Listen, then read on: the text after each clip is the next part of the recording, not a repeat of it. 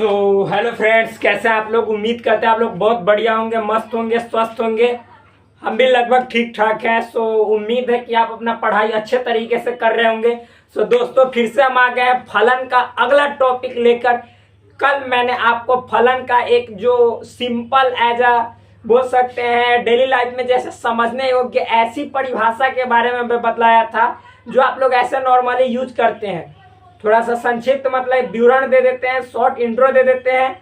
आपको मैंने कल बतलाया था कि जो फंक्शन होता है वो क्या होता है, काम अगर हो जाएगा तो फलन है।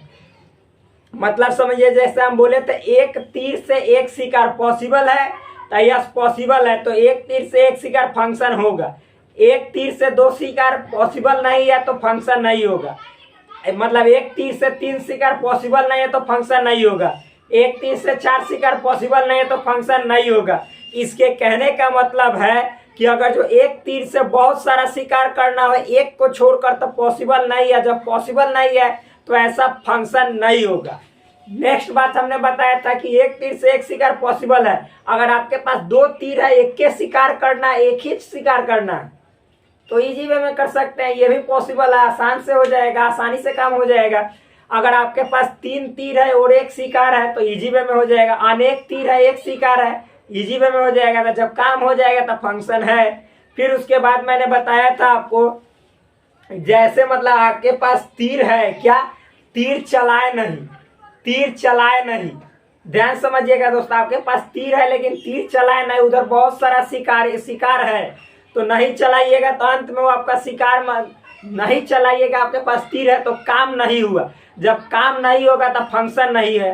अब मान लीजिए आपके पास तीर ही नहीं है, आप शिकार करने चले हैं और उधर शिकारी बहुत है, तो उस शिकार जो है सो आपको शिकार अपना बना लेगा, मतलब वो शिकारी हो जाएगा, आप शिकार बन जाइएगा, तो काम तो होगा, तो काम होगा यानी फंक्शन है।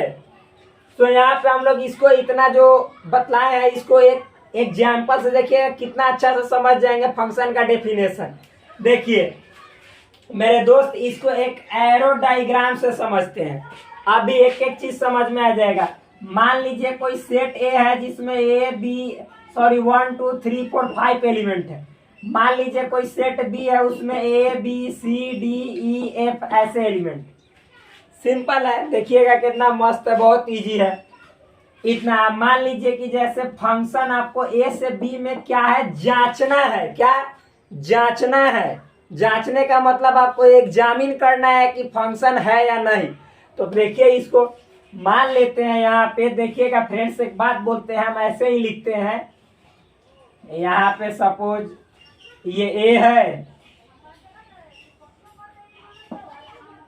ये बी है। ए से बी में चेक करना है कि फंक्शन है या ना है। तो मान लीजिए कि ए में क्या है, 1 2 3 4 5 और बी में A B C D E F, यही है। इसमें 1 2 3 4 5 है, इसमें A B C D E F है। इतना है फ्रेंड्स। मान लीजिए कि हमने एक काम कर दिया, आपसे पूछेंगे कि ये बताइए फंक्शन है कि ना। देखिए कौन सा काम कर रहे हैं।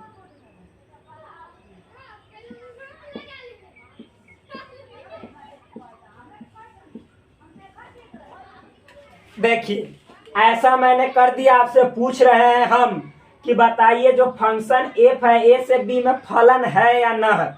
मतलब F is a function from set A to set B और नॉट। सो सिंपल है फ्रेंड्स। यहाँ पे देखिए एक मतलब तीर है। आपको एक कहने का मतलब ये नहीं कि एक लिखा है तो हम बोल रहे हैं, गलत। ये एक का ये मतलब नहीं समझ लेना है कि एक लिखा है इसका मतलब एक तीर, गलत बात। अभी समझाएंगे। मान लीजिए यहाँ पे हमने लिख दिया है, सपोज 2 लिख दिया। यहाँ पे 2 से शुरू किया हमने। 2 है, 3 है, 4 है, ये 5 है, ये 6 है। तो ये मतलब कि 3 हो जाएगा, 4 हो जाएगा, 5 हो जाएगा मेरे भाई, और ये 6 हो जाएगा। तो मान लीजिए ये एक कहने का मतलब ये 2 नहीं है, ये 1 है। तो आपके पास एक तीर है या 2 को इधर शिकार है आपका, 2 शिकार पे तीर चला सकते हैं कभी भी नहीं। यानी एक एलिमेंट से जब भी 2 एलिमेंट में तीर लगेगा तो ये फंक्शन नहीं होगा, यानी फंक्शन नहीं है। ऐसा आपको जैसे मिल जाएगा, ये फंक्शन नहीं है। मतलब जितना हम लिखवाए कर ले बोले थे उसमें से एक भी कंडीशन फॉलो नहीं होगा तो फंक्शन नहीं होगा। अभी A to Z हम कंडीशन आपको फॉलो करके दिखा देंगे, देखिएगा इजी वे में। सो मेरे दोस्त इसको मिटाते हैं, क्वेश्चन इसी यही रहेगा और दूसरा हम एग्जाम्पल लेके आपको बतलाते हैं। देखिए मान लीजिए कि हम आपको यही है आपका A और आपका मेरे भाई ये B है। A क्या है, 2 है, 3 है, 4 है, 5 है, 6 है और ये A है, B है, C है, D है, E है, F है। ठीक, इतना है। मान लीजिए कि 2 में इसका इससे मिला हुआ है, इसका इससे मिला हुआ है, इसका इससे मिला हुआ है, इसका इससे मिला हुआ है और फिर मेरे दोस्त इसका इससे मिला हुआ है। ठीक, नॉर्मल वे में समझ गया। आप देखिए फ्रेंड्स, एक तीर से एक शिकार पॉसिबल है, एक तीर से एक शिकार पॉसिबल है, एक तीर से एक शिकार पॉसिबल है, एक तीर से एक शिकार पॉसिबल है, एक तीर से एक शिकार पॉसिबल है। आप समझिएगा, मतलब कि जितना तीर था शिकारी के पास वो सब चला दिया और सब एक एक तीर चलाया है, एक एक गो। मतलब कि मान लीजिए कि ध्यान समझिएगा, ये एक एक तीर से एक एक शिकार मतलब कि अपना शिकार ले लिया है। शिकार को मतलब शिकार में फंसा लिया है, जाल में फंसा लिया है, यानी उसको मार दिया है, यानी शिकार इसने कर लिया। जितना इसके पास तीर था सब तीर से इसने सक्सेसफुल शिकार कर लिया।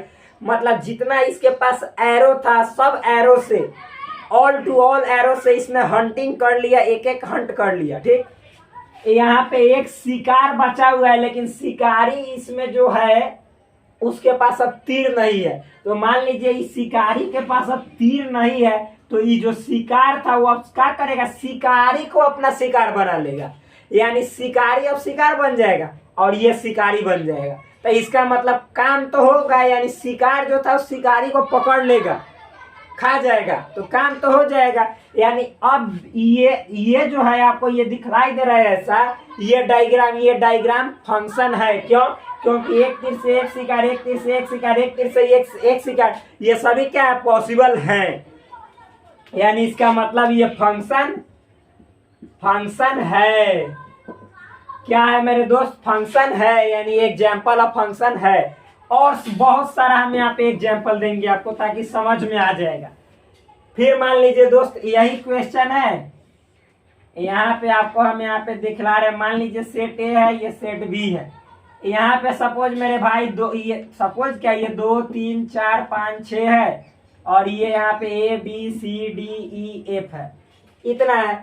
अब मान लीजिए कि मैंने 2 से इसमें लगाया, 3 से इसमें इसका शिकार किया, ये वाला तीर से इसका शिकार किया और इस वाला तीर भी इस पे चलाया, ध्यान समझिएगा, और ये वाला तीर इस पे चलाया। देखिए दोस्त, एक तीर से एक शिकार तो ठीक है, अच्छा है, एक तीर से एक शिकार ये भी सही है। देखिए अब ये 2 तीर से एक ही शिकार, तो 2 तीर है और एक शिकार को मतलब पकड़ना है, तो ये काम हो जाएगा इजी वे में। 2 तीर है आपके पास, एक शिकार, इजी वे में पकड़ लीजिएगा। यानी 2 तीर से एक शिकार, फिर एक तीर से एक शिकार, यानी सभी जो है सो शर्त इसने पूरा कर दिया कि फंक्शन हाँ काम हो जाएगा। तो इसका मतलब ये फंक्शन है। ठीक मेरे दोस्त, अब फंक्शन का यहाँ पे आपको अच्छा से मतलब समझाते हैं इस फिगर के जरिए। देखिए जब भी फंक्शन है या ना है इसको कैसे पहचानेंगे, यहाँ पे समझिए। ये देखिए सब में मतलब कि एक एक है, फिर 2 से 1 पे एक शिकार को पकड़ा जाएगा, तो यानी एक तीर से एक शिकार, 2 तीर से एक शिकार पॉसिबल है। इधर एक भी एलिमेंट ऐसा नहीं मतलब रहना चाहिए, इधर एक भी तीर ऐसा नहीं होना चाहिए जिसको नहीं चला। तीर है चलाएंगे ही नहीं तो काम ही नहीं होगा, तो फंक्शन नहीं होगा। मान लीजिए कि 7 रहता और ये सब को इतना तीर चला देते, 7 को नहीं चलाते, तो ये फंक्शन नहीं होता। क्या फंक्शन नहीं होता? ऐसा कर देते तो फंक्शन नहीं होता। समझ में आया मेरे दोस्त? ये है तो ये फंक्शन नहीं होता। मान लीजिए ये नहीं है तो ये देखिए एक तीर से एक शिकार, 2 तीर से एक शिकार, ये सब फंक्शन होगा। अब मान लीजिए यहाँ पे एक और बात बोल रहे हैं, ध्यान समझिएगा, इसको मिटाते हैं, इजी वे में समझिएगा मेरे फ्रेंड्स। यहाँ पे क्या है सो समझिएगा, ये ए है, ये बी है। ए में आपका 2 3 4 5 6 है, बी में A B C D E F है। ठीक, मान लीजिए मेरे दोस्त ये 2 भी मैंने इसी पे चला दिया, ये भी इसी पे चला दिया, ये भी इसी पे, ये भी इसी पे, ये भी इसी पे। सपोज मतलब अनेक तीर एक शिकार, तो अनेक तीर एक शिकार फंक्शन है। इधर बहुत सारा मतलब ऐसा शिकार भागते चलेगा, कोई दिक्कत वाली बात नहीं है, लेकिन आपने अनेक तीर एक शिकार पे चला दिया, इधर अब कुछ बचा हुआ नहीं है, इसका मतलब ये फंक्शन है। ये बात समझ में आ गया। इधर नहीं बचना चाहिए, इधर ऐसा एक भी एलिमेंट नहीं होना चाहिए जो कि बच जाए, मतलब इसका जो है सो जरूर इसमें कोई ना कोई मतलब कि शिकार पकड़ाएगा, ना तो नहीं होगा। अनेक तीर से एक शिकार पॉसिबल है, फंक्शन है। अब अपोजिट देखते हैं, ये समझ में आ रहा होगा मेरे भाई। अब नेक्स्ट बात हम आपको समझाते हैं। ये मान लीजिए कि यहाँ पे ए है और ये मान लीजिए आपको बी है। 2 3 4 5 6 A B C D E F. अब मान लीजिए कि जैसे इस पे चला दिए, फिर फ्रेंड्स इस पे चला दिए, इस पे चला दिए, इस पे चला दिए, और इसको मतलब इस पे चला दिए, इसको इस पे चला दिए, इसको इस पे चला दिए, ऐसा। देखिए तो ये एक तीर से आपने बहुत सारा शिकार फंसाया। कभी पॉसिबल है? एक ही तीर है, इधर तीर होता है और इधर शिकार होता है, तो एक तीर से इतना शिकार कैसे पॉसिबल है? एक तीर से अनेक शिकार कभी पॉसिबल नहीं है। यानी ये वाला एक भी कंडीशन नहीं फॉलो किया तो ये फंक्शन नहीं है। क्या मेरे दोस्त? फंक्शन नहीं है,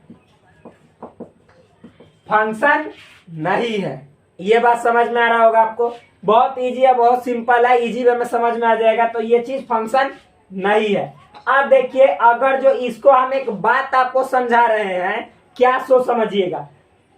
मान लीजिए इसी को फंक्शन को, क्या फंक्शन को ये अगला टॉपिक के रूप में हम आपको समझा रहे हैं, एक बात समझा रहे हैं, देखिएगा समझ में आएगा। अगला टॉपिक है function as a set of ordered pair. ये आपका टॉपिक का नाम है, function as a set of ordered pair. मतलब यहाँ पे लिखेंगे यानी ऑर्डर क्रमित युग्मों के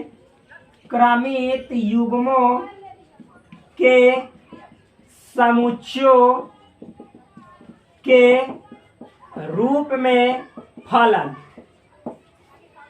function as a set of ordered pair, यानी क्रमित युग्मों के समुच्चय के रूप में फलन। देखिए मेरे दोस्त, तो यहाँ पे क्रमित युग्मों के समुच्चय के रूप में जब हम फलन लिखेंगे तो कहने का मतलब क्या है सो समझिएगा। ये देखिए 2 का पेयर ए के साथ बना है ना, यानी जब हम फंक्शन एफ लिखेंगे तो यहाँ पे लिखेंगे 2, फिर ये 2, बी आपको क्वेश्चन में ऐसे रहेगा 2, सी, फिर उसके बाद 2, डी, याद रखिएगा। फिर उसके बाद 3 के साथ नहीं है ऐसा। तो एक बात समझिए, पहले इतना समझते हैं। मान लीजिए कि आपको क्वेश्चन में इतना ही दिया हुआ है मेरे दोस्त, तो आप बताइए कि देखिए ये पहले वाला तीर है, तो देखिए तो ये एक तीर से ए में लगा दिया, एक ही तीर से बी में, यानी एक तीर अनेक शिकार पॉसिबल है। तो आप यहाँ पे ऑर्डर्ड पेयर में भी लिखा हुआ रहेगा, तो आप डायरेक्ट वे में समझ सकते हैं कि ये एक ही तीर है और अलग अलग शिकार पकड़ना, तो ये पॉसिबल नहीं, यानी ऐसा आपको मिलेगा तो फंक्शन नहीं रहेगा। क्या नहीं रहेगा? फंक्शन नहीं रहेगा। ये बात इजी वे में समझ रहे होंगे। अब इसको मिटाते हैं फ्रेंड्स, इसको मिटा देते हैं। नेक्स्ट देखते हैं क्या है सो समझिएगा। आप फंक्शन के एग्जैक्ट डेफिनेशन देखेंगे। इसके मतलब इससे पहले मैं आप लोग को बता देता हूं फ्रेंड्स कि एक एक चीज आपको ऐसा होगा इसमें जो न समझ में आए, ऐसा बात ही नहीं है। आप केवल यहाँ पे फोकस के साथ अपना स्टडी कीजिए, इजी वे में एक एक चीज समझ में आएगा। तो आप देखिए, हम फंक्शन के यदि डेफिनेशन पे बात करें यानी परिभाषा पे बात करें तो देखिएगा क्या होगा सो समझिएगा। ठीक, ये एरो डायग्राम के थ्रू मैंने आपको समझा दिया कि क्या फंक्शन होगा क्या नहीं होगा, सो समझा दिए। एक बार और समझा देते हैं।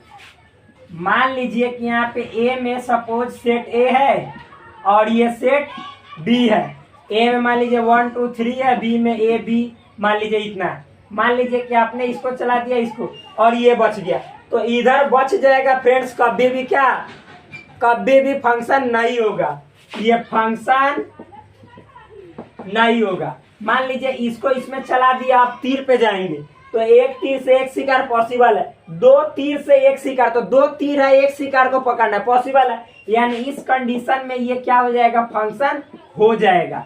ये बात समझ में आ रहा है। लेकिन यही रहता मेरे भाई, यहाँ पे ऐसे छोड़ देते तो फंक्शन नहीं होता, लेकिन इसको चला दिए तो इसमें नहीं ना बचा तो फंक्शन हो जाएगा।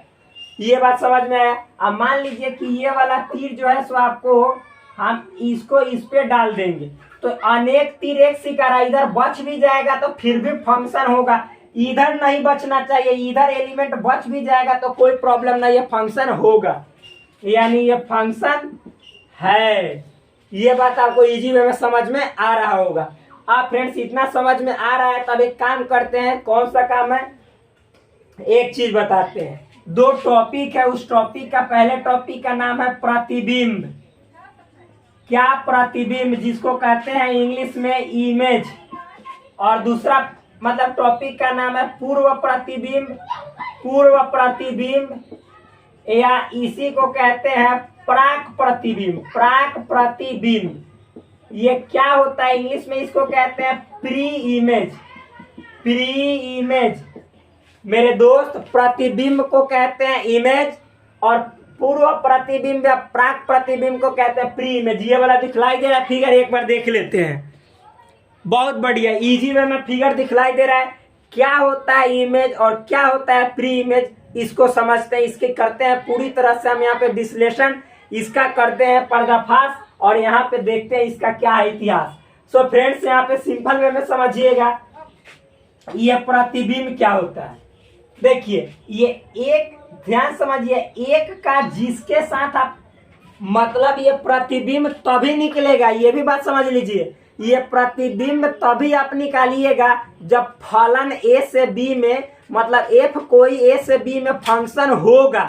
जब एफ ए से बी में कोई फंक्शन होगा तब आप निकालिएगा इमेज और प्री इमेज। ठीक, यहाँ पे तो देखिए 1 है ना फ्रेंड्स, तो ये 1 का जिसके साथ, मतलब हम यहाँ पे देखिए समझाएंगे, 1 का इमेज, क्या, 1 का इमेज, तो 1 का जिसके साथ तीर लगा है बी के साथ, तो 1 का इमेज बी हो जाएगा। 2 का इमेज, 2 का इमेज, तो 2 का भी तीर लगा है बी के साथ तो बी हो जाएगा। 3 का इमेज, यानी 3 का इमेज भी बी हो जाएगा। इतना आपने समझ लिया, इतना आपने समझ गया, मतलब 1 का इमेज बी, 2 का इमेज भी बी, 3 का इमेज बी। इमेज मतलब प्रतिबिंब। अब समझते हैं ठीक इसका उल्टा। देखिए 1 का इमेज बी, 2 का इमेज बी, 3 का इमेज बी, लेकिन ये बी का पूर्व इमेज यानी पूर्व प्रतिबिंब ए, तो बी का ये 1 का हो जाएगा। देखिए 1 बी, मतलब 1 का इमेज बी, ये 1 है, इसका इमेज बी, 2 का इमेज बी, 3 का इमेज बी। अब बी का जो 1 हो जाएगा ये 2 होगा, ये 3 जो होगा वह बी का प्री इमेज होगा, यानी बी का प्री इमेज बोले, बी का प्री इमेज बोले तो 1, फिर 1 भी होगा, 2 भी होगा और फिर मेरे दोस्त 3 भी होगा। यानी बी की प्री इमेज की बात करें तो 1 2 और 3 तीनों होगा। याद रखिएगा, इसको सेट के रूप में नहीं लिखा जाता है, ऐसे ही 1 2 और 3। यहाँ पे 1 का इमेज बी, 2 का इमेज बी, 3 का इमेज बी। इजी है, सिंपल है। इमेज समझ में आ गया होगा, प्री इमेज समझ में आ गया होगा। अब हम आगे बात करते हैं जो आपका यहाँ पे क्या है, डेफिनेशन ऑफ फंक्शन, यानी फंक्शन यानी फलन के परिभाषा की बात करते हैं। इसको मिटाते हैं फ्रेंड्स, यहाँ पे बात करते हैं फलन के परिभाषा की। डेफिनेशन ऑफ फंक्शन क्या होता है, डेफिनेशन ऑफ फंक्शन, इसकी बात करते हैं। इजी वे में समझिएगा, बहुत नॉर्मल तरीके से क्या होता है तो समझिए। यहाँ पे देखिए मेरे दोस्त, फंक्शन, इसको कहते हैं फलन हिंदी में। क्या, फंक्शन यानी फलन। अब क्या होता है फलन, इसको समझते हैं, इसका करते हैं हम हल। क्या है फलन सो समझिएगा। देखिए यहाँ पे डेफिनेशन की बात करेंगे। यदि यदि ए तथा बी कोई दो अरिक्त समुच्चय हो, अरिक्त समुच्चय मतलब नॉन एम्प्टी सेट। यदि ए तथा बी कोई दो अरिक्त समुच्चय हो तो एफ को ऐसे लिखिएगा, एफ को ए से बी में फंक्शन मतलब फलन कहा जाएगा यदि, मतलब समझिएगा, यदि ए और बी मतलब एक सेट ए है एक सेट बी है, दोनों सेट क्या है, नॉन एम्प्टी है, मतलब अरिक्त है, यानी जरूर उसमें कोई ना कोई एलिमेंट है, तब कोई फलन एफ है उसको ए से बी में, यानी फंक्शन एफ ए से बी में वो रियल में फंक्शन कहलाएगा। यानी फंक्शन कब होगा, कब पॉसिबल होगा, तभी होगा जब मतलब यदि यहाँ पे समझिएगा एक नंबर क्या होगा सो समझिएगा मेरे दोस्त सिंपल वे में। अभी एक यहाँ पे फिगर लिखते हैं, अब आपको एक एक चीज समझ में आएगा फिगर के जरिए इजी वे में। ये सेट ए है और ये सेट बी है, 1 2 3 मान लीजिए इसमें ए बी, समझिएगा मेरे दोस्त। यहाँ पे क्या है सो समझिए। हम कहते हैं इस सेट ए के एलिमेंट क्या बोलते हैं, ये सेट ए के एलिमेंट और ये सेट बी के एलिमेंट। सेट ए के एलिमेंट में ये 1 2 3 है, तो 1 2 3 का ए बी ये सब क्या है, इमेज है। तो अभी समझिएगा क्या होगा, पहला सेट ए के सभी अवयवों का, सेट ए के सभी अवयवों का सेट बी में देखिए, सेट ए के सभी अवयवों का सेट बी में एक इमेज अवश्य होना चाहिए। देखिए क्या बोले, यदि ए तथा बी कोई दो अरिक्त समुच्चय है, हो लिखिएगा, हो तो हो, यदि ए तथा बी कोई दो अरिक्त समुच्चय हो, यदि ए तथा बी कोई दो अरिक्त समुच्चय हो तो एफ को ए से बी में फलन कहा जाएगा, ठीक तो है। यदि सेट ए के सभी अवयवों का सेट बी में एक इमेज अवश्य, यहाँ पे लिखिएगा अवश्य होना चाहिए, मतलब समझिए। देखिए सेट ए में जितने एलिमेंट होंगे उन सभी का बी में जरूर कोई ना कोई इमेज होगा, क्या, जरूर कोई ना कोई इमेज होगा। अब ये समझिएगा दूसरा बात, सेट ए के हर एक एलिमेंट का सेट बी में जरूर कोई ना कोई इमेज होगा। अब दूसरा बात लिखेंगे, देखिए ये सेट बी में जितने एलिमेंट होंगे, क्या मेरे दोस्त, सेट बी में जितने एलिमेंट होंगे उन सभी का, एक बात यहाँ पे बहुत इत्मीनान से समझिएगा, सेट ए में एक अवयव का सेट बी के एक, मतलब सेट ए में, ध्यान से यहाँ पे समझना है, सेट ए के एक एलिमेंट का सेट बी में एक ही इमेज होगा, सेट ए के एक एलिमेंट का सेट बी में एक ही इमेज होगा। मान लीजिए सेट ए में एक एलिमेंट है, तो ये नहीं कि इसका मतलब कि ए भी इमेज हो जाएगा और बी भी इमेज हो जाएगा, जो कि गलत है। मतलब सेट ए में प्रत्येक एलिमेंट का, क्या, प्रत्येक एलिमेंट का कोई ना कोई एक ही इमेज होगा, वही है। सेट ए के सभी अवयवों का सेट बी में इमेज होगा, एक इमेज होगा, ये तो है। और आगे लिखेंगे सेट ए के एक एलिमेंट का या प्रत्येक एलिमेंट का, लिखिए सेट ए के प्रत्येक एलिमेंट का सेट बी में एक यूनिक इमेज होगा, अब यहाँ पे मतलब समझिएगा, यूनिक इमेज का मतलब क्या हुआ। जैसे आप सेट ए का एक मतलब हम पूछेंगे सेट वन, सेट ए में वन का इमेज तो ए, फिर वन का इमेज आप कह दीजिएगा कि बी भी है, तो ये सेट फंक्शन नहीं होगा, ये गलत हो जाएगा, फंक्शन होगा ही नहीं। मतलब सेट ए में एक एलिमेंट का एक ही इमेज होगा, एक एलिमेंट का एक ही इमेज होगा, एक से ज्यादा इमेज नहीं होगा। जैसे मान लीजिए कि एक का इमेज आप कह दिए कि ए भी है और एक का इमेज कह दिए कि बी भी है, तो ये फंक्शन कभी नहीं होगा, ये बात समझ में आना चाहिए। तीसरा नंबर, अगला नंबर आइए तो लिख दिया कि सेट ए के सभी अवयवों का सेट, इसमें एक भी अवयव ऐसा नहीं बचेगा जिसका कि कोई ना कोई इसमें इमेज ना हो। लिख देते हैं, इसी को रिप्लेस करके लिख देते हैं, सेट ए में ऐसा कोई भी अवयव नहीं होगा जिसका सेट बी में कोई इमेज ना हो, जिसका कोई सेट बी में कोई इमेज ना हो। मतलब समझिए, इसी को मैंने लिखा है, मतलब सेट ए में ऐसा एलिमेंट एक भी बचना ही नहीं चाहिए जिसका कोई ना कोई सेट बी में इमेज नहीं हो। यानी जितने एलिमेंट ए के होंगे सबका कोई ना कोई इमेज बी में अवश्य होगा। इसमें ये नहीं कि आप यहाँ पे 4 लिख दिए, आप कहे कि इसका कोई इमेज नहीं है, तो ये फंक्शन का एग्जाम्पल नहीं होगा। यानी वही इसी को दोबारा लिखे, यानी सेट ए के सभी अवयव का बी में जरूर कोई ना कोई इमेज होगा। और ये भी लिखे कि सेट ए के प्रत्येक एलिमेंट का, यानी हर एक एलिमेंट का बी में एक ही इमेज होगा। एक कहने का मतलब एक यूनिक, ये नहीं कि जैसे हम बोल रहे हैं कि एक जैसे सेट बी के सब एलिमेंट का यही एक के वो इमेज होगा, गलत। एक कहने का मतलब वन का केवल ए होगा, ये नहीं कि वन का ए भी हो जाएगा बी भी हो जाएगा, गलत, ऐसा नहीं होगा। नेक्स्ट अगला नंबर, मतलब 4 नंबर यहाँ पे लिख रहे हैं, सेट बी में क्या मेरे दोस्त, सेट बी के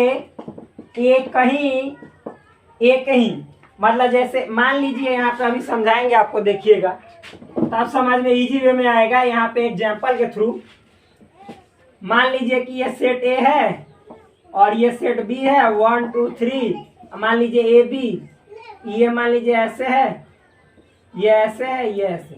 देखिए सेट बी में एक ही अवयव का, सेट बी में एक ही एलिमेंट का सेट ए में एक से अधिक प्री इमेज हो सकते हैं। ए का प्री इमेज 1, ए का प्री इमेज 2, ए का प्री इमेज 3, यानी एक ही एलिमेंट का क्या है, एक से अधिक प्री इमेज है। यानी यहाँ पे लिखेंगे सेट बी के एक ही एलिमेंट का, मेरे दोस्त नीचे दिखलाई दे रहा है कि ना, देख लेते हैं। हाँ दिखलाई दे रहा है, लेकिन और नीचे जाएंगे तो नहीं दिखलाई देगा। सेट बी के एक ही एलिमेंट का सेट ए में एक से ज्यादा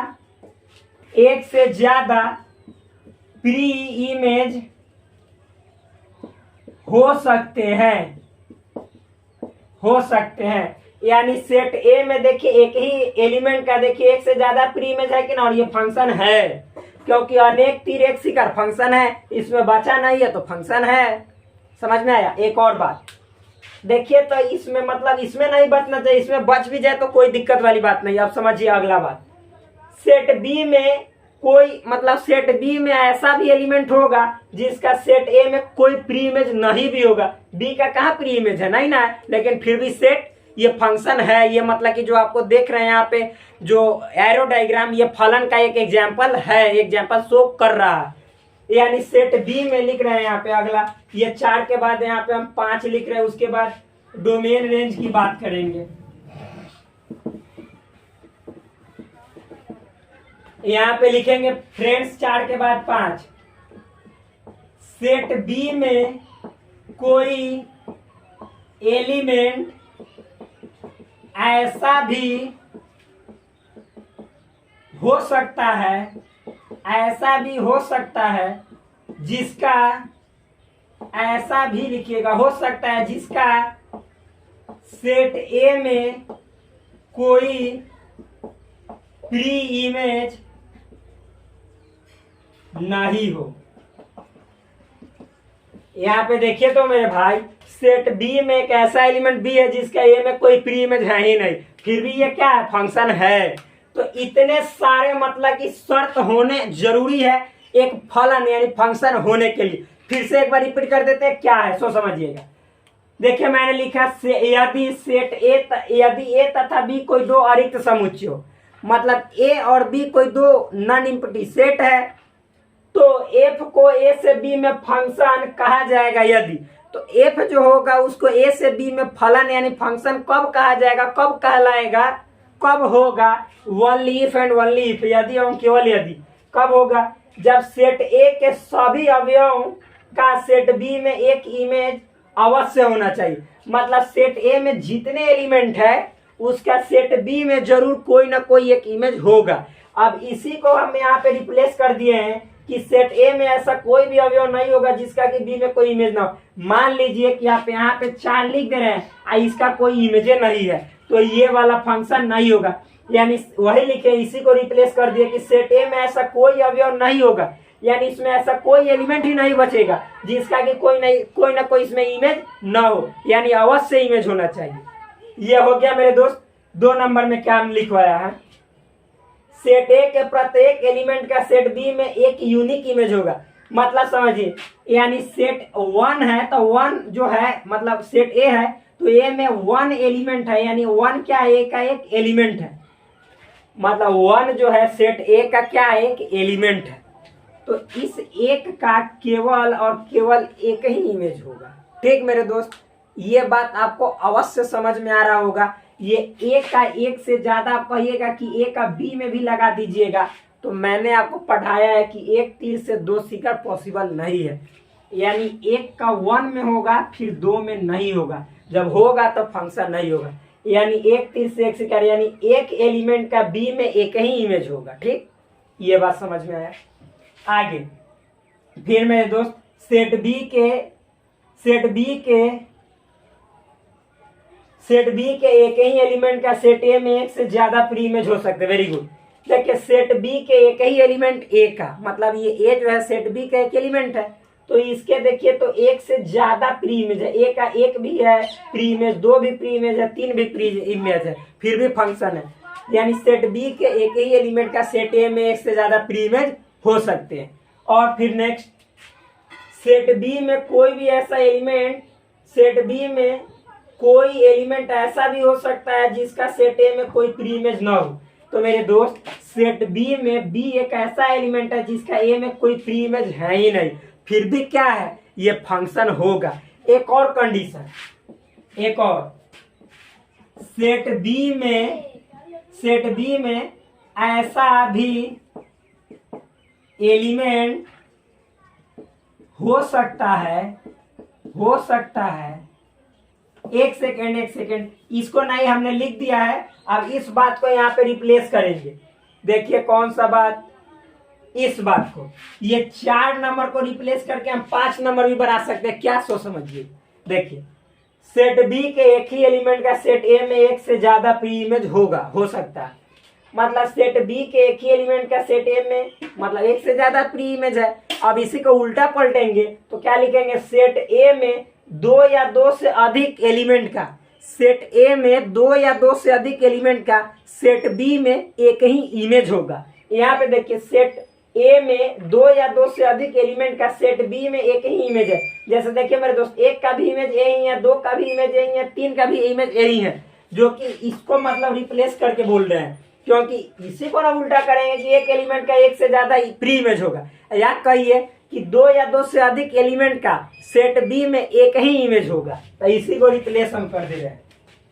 यानी सेट ए में 2 या 2 से अधिक अवयवों यानी एलिमेंट का सेट बी में एक ही मतलब सेम इमेज हो सकता है। ये वाला दिखलाई दे रहा है कि ना, नहीं दिखलाई दे रहा होगा मेरे ख्याल से, ना दिखलाई दे रहा है। एक ही इमेज सेम इमेज हो सकता है। मतलब देखिए 2 या 2 से अधिक एलिमेंट का सेम इमेज है कि ना, एक का भी यही है, 2 का भी यही है, 3 का भी यही है। इससे क्या मतलब निकलता है कि 2 या 2 से अधिक सेट ए में एलिमेंट होगा, उसका सेट बी में एक ही इमेज होगा। तो ये हुआ फलन यानी फंक्शन का डेफिनेशन। अब एक बात मेरे भाई, इजी वे में इसको मिटा दे रहे हैं, इजी वे में समझ में आया होगा। अब यहाँ पे हम बात कर रहे हैं किस चीज का, तो डोमेन का। डोमेन का क्या, किस चीज का, डोमेन का। डोमेन बहुत इजी होगा।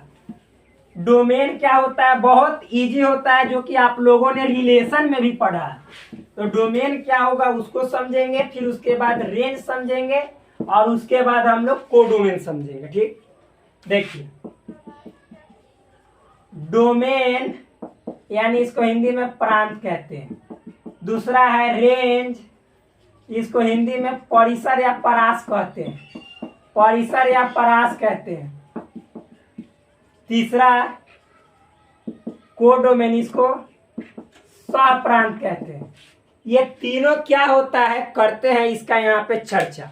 देखिए यदि एफ जो है ए से बी में फलन है, पहले इसको पढ़ना समझ लेते हैं। अगर आपको कहीं पे ऐसा लिखा हुआ संकेत मिलेगा तो ये फलन का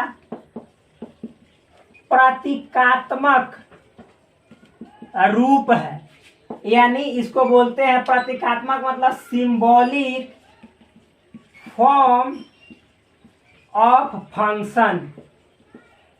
यानी ये जो है फंक्शन का सिंबॉलिक फॉर्म है, यानी फंक्शन का क्या है, प्रतीकात्मक रूप है। सिंपल है। अब इसको पढ़ते क्या है, पढ़ो।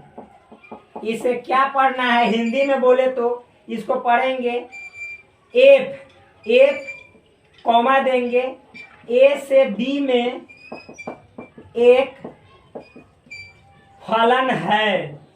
इंग्लिश में बोले एफ इज अ, एफ में कॉमा नहीं देंगे, F is a function, F is a function from set A to B.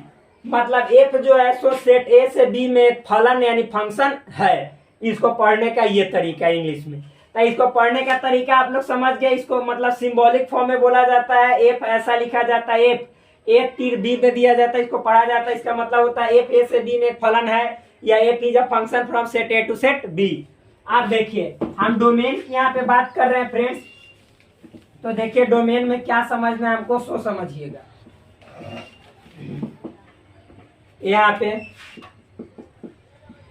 यदि एफ ए से बी में कोई फलन है, यहाँ पे फलन नहीं लिखेंगे, इसका मतलब हो गया फलन है तब, तब मतलब जब फलन है तब एफ के सभी क्रमित युग्मों का, एफ के सभी क्रमित युग्मों का प्रथम घटक या एलिमेंट, एलिमेंट, एलिमेंट उस फंक्शन का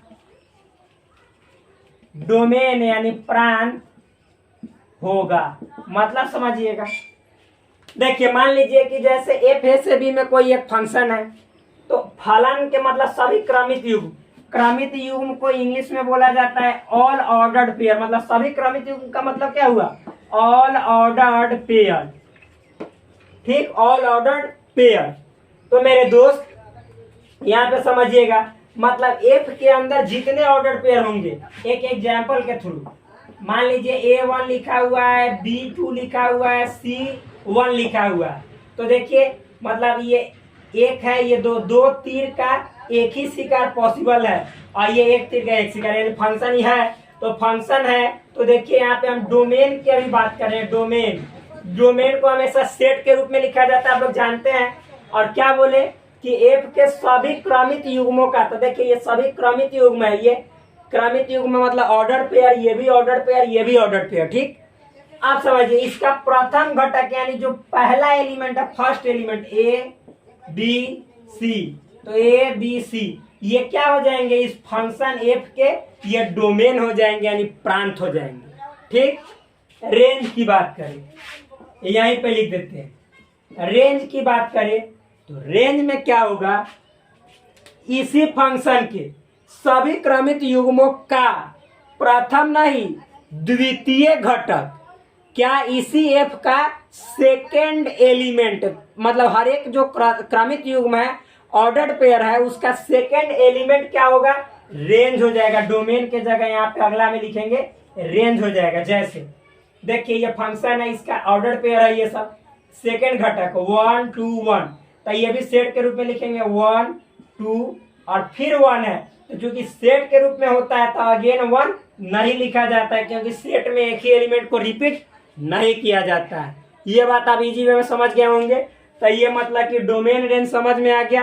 अब जो को डोमेन होता है ये बहुत नॉर्मल है। देखिए फ्रेंड्स, मान लीजिए कि जो एफ है, ए से बी में क्या है, एक फंक्शन है, मतलब F is a function from set A to set B, मतलब एफ सेट ए से सेट बी में एक फलन है। तो जो सेट बी हो जाएगा, यानी पूरा सेट बी में जितने एलिमेंट होंगे सब एलिमेंट को हम कोडोमेन कहते हैं। कहने का मतलब सेट बी को ही कोडोमेन कह देंगे, सेट बी ही क्या हो जाएगा, कोडोमेन। तो इस तरह से आज आप लोगों को यहाँ तक हमने बता दिया। अगले लेक्चर में हम लोग टाइप्स ऑफ फंक्शन देखेंगे स्टार्ट से। दैट्स ऑल फ्रेंड्स, मिलते हैं नेक्स्ट वीडियो में, तब तक के लिए धन्यवाद, bye bye, take care, love you all. Please subscribe this channel, like this video and share with your friends.